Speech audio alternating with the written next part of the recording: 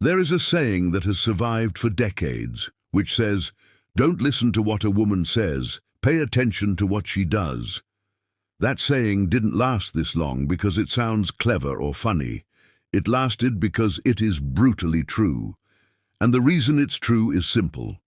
Let me break it down. Men and women are different, that is fact, despite all the foolishness mainstream media might want to convince the gullible. The world operates differently for men and women. A man has to figure out how the world works, not as a choice, as a necessity, because a man is a protector, a leader. He has to navigate through complexity and competition so he can survive and provide security for those around him. A woman can afford a different approach. She can be naive about how things work, because somewhere deep in her design is the expectation that a man will figure it out for her. So when a woman tells you what she wants, she is not lying. But she is not telling you the full truth either, because the truth lives underneath what she says. It lives in what she actually responds to. And until a man understands that gap, he will spend his entire life performing for an audience that doesn't even want the show. Ask a woman what she wants in a man, and she will tell you things that sound right. I want someone ambitious. I want an equal partner. I want someone who communicates. I want someone strong. I want someone who respects me. And these things she is saying are real. She does want these things.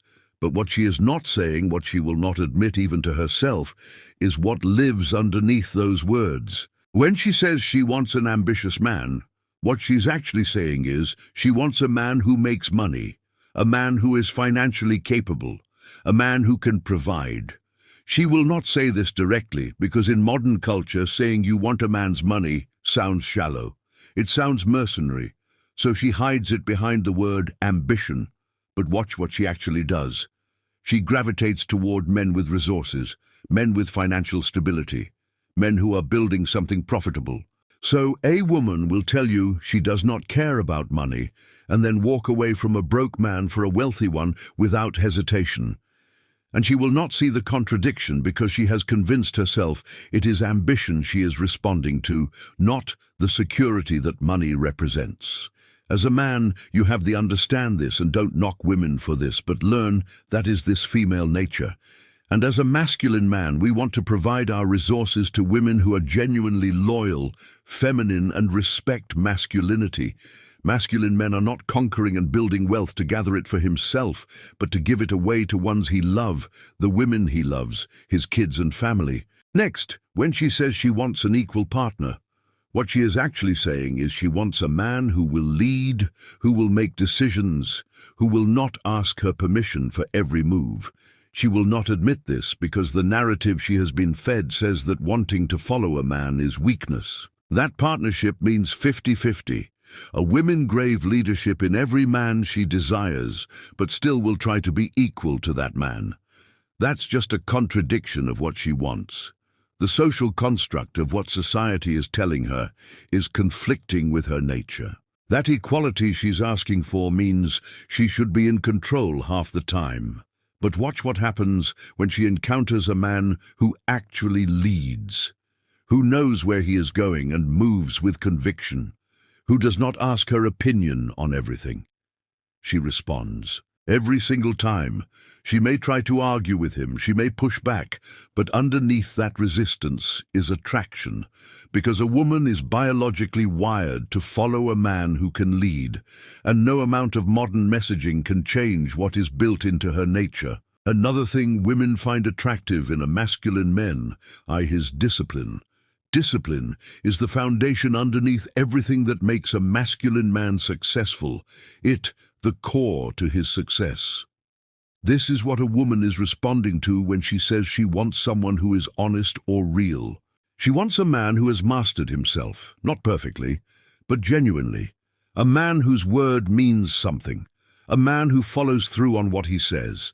A man whose body reflects his decisions, whose finances reflect his discipline, whose focus is not scattered, but directed. A woman can feel discipline before she even meets you. She can feel it in your presence, in whether you are building something or just drifting, in whether you have standards or just accept whatever comes. Discipline is what separates a man from a boy, and a disciplined man is irresistible because discipline equals reliability, and reliability equals security. Biological, women are wired to be with a man who can provide security for her and her kids. It's just common sense, but they will deny it.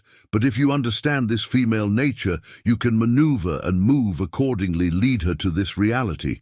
If she's a genuine feminine woman, she won't fight it. This is where dignity comes in. Dignity is one of the rarest things in the modern world because most men have traded it away. They perform for attention. They act like clowns on social media for validation. They shrink themselves to fit what they think women want, and they think women find that relatable and find it attractive. But women find it repulsive. Even the women laughing at it find it repulsive. She may not say it out loud. She may entertain you for being a clown, but watch how she reacts when masculine man doesn't put on a performance for everyone and belittle himself for attention. Even if she's dating the clown, and she will date him. Because, as I mentioned, women don't know what they want, because they don't spend the time to learn their nature. When a masculine man steps in the room, she feels it. She's drawn to it, whether she will admit it or not, especially if she's truly feminine. Its polarity, masculine, is drawn to femininity and vice versa. But a man who will sacrifice his dignity for attention has just told every woman watching exactly what he is worth.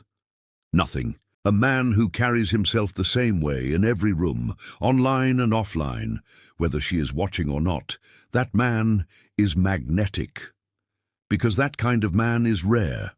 And a woman recognizes dignity the moment she sees it. Now, this one is something a woman will absolutely not admit, but a woman is attracted to the man who other women wants. The man with status, the man with options, the man who is not desperate because he does not need her. She will see this as the bad boy and tell you she does not want him, but she chases him every single time, simply because other women wants him, which signifies social proof. That signals something to her biology. This man is valuable. This man is worth competing for. This man has options. And if other women see his value, then his value must be real. Women across every culture, every continent, every civilization have responded the same way. A man with status, a man with social proof, a man who does not chase women because he does not have to. That man is attractive, whether a woman admits it or not. Competence is what backs up everything else. A woman does not want to teach a man how to be a man. She wants a man who knows things, who has lived, who has failed and gotten back up, who has made decisions and lived with the consequences. Intelligence plus experience equals competence. And a competent man carries something I call the white belt mentality. Always learning, always growing, never thinking he has arrived. Because he understands that the day he stops learning is the day he starts declining. A woman responds to that combination because it signals security. This man can navigate life. This man will not panic when things get hard. This man will figure it out. And that sense of security underneath a man's competence is deeply attractive to women because that is what they are actually seeking underneath everything else. Next is manners and respect. A woman loves a man with good manners and respect others.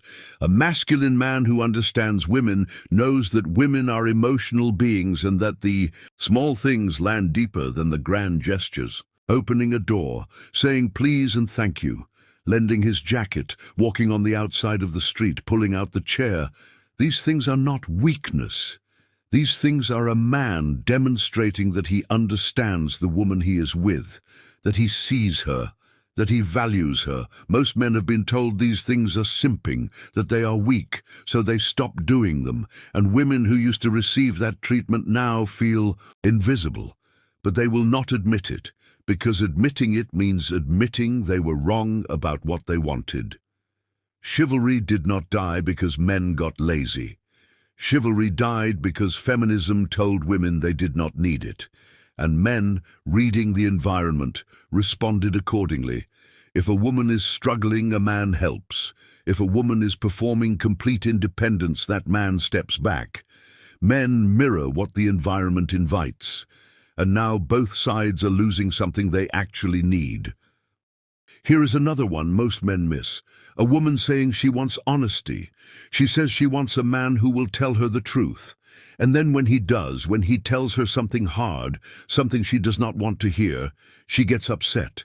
She cannot actually handle the truth. She wants the idea of truth, but not the reality of it, so she hides this contradiction. She claims she wants a man who is direct and honest, but what she really wants is a man who tells her the truth in a way that does not hurt her feelings, that protects her from the full weight of reality. She will not admit this because it contradicts the strength narrative. So instead she says she wants honesty while punishing the man who gives it to her. And a man who understands this knows that real leadership sometimes means protecting a woman from truths that would devastate her, not because she is weak, but because she is emotional. And a man's job is to navigate the world so she does not have to carry that weight alone. Now, underneath all of this, the foundation of it all is protection. A woman says she wants independence. She says she wants to be strong. She says she does not need a man. And on some level, these things are true. But what she actually wants, what she cannot admit, is she wants a man strong enough to protect her, to make her feel safe, to stand between her and the chaos of the world. Feminism told women that needing protection is weakness, that wanting a man to take care of her is settling. So women perform independence while secretly craving the security of a man who is capable and strong enough to provide it. And the women who find that man, who find a man who can lead and protect while respecting her strength, those are the women who actually win, because they have admitted the truth that their bodies know, even if their words will not say it. This pattern, this attraction to strength and leadership and discipline and status, it shows up everywhere.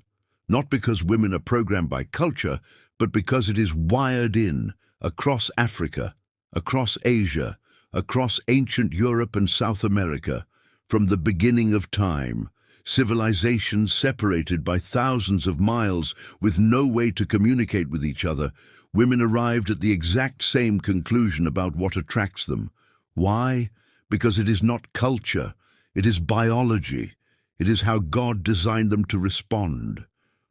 Proverbs 31 describes a woman of excellence, and one of the things that stands out is that she knows how to recognize a man of value. She responds to a man who is strong, who is building, who has direction, because deep in her design is the need for security and protection. And that need does not change based on what is trending or what feminism is currently teaching. Now here is what a man needs to understand about all of this. Real masculinity is not toxic.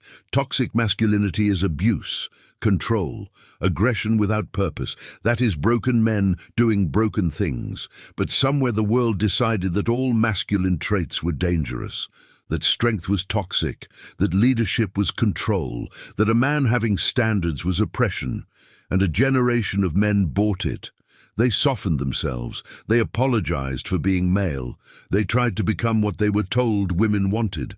And those men are the loneliest, most frustrated men alive, because women are not attracted to that. They never were. Real masculinity is a man who knows who he is, who moves with purpose and conviction, who protects what he loves, who leads with wisdom, who has discipline and dignity and standards. That man does not have to chase, does not have to perform, does not have to figure out what to say. He just has to show up as himself, and that is enough, more than enough. Because what a woman actually wants has never changed.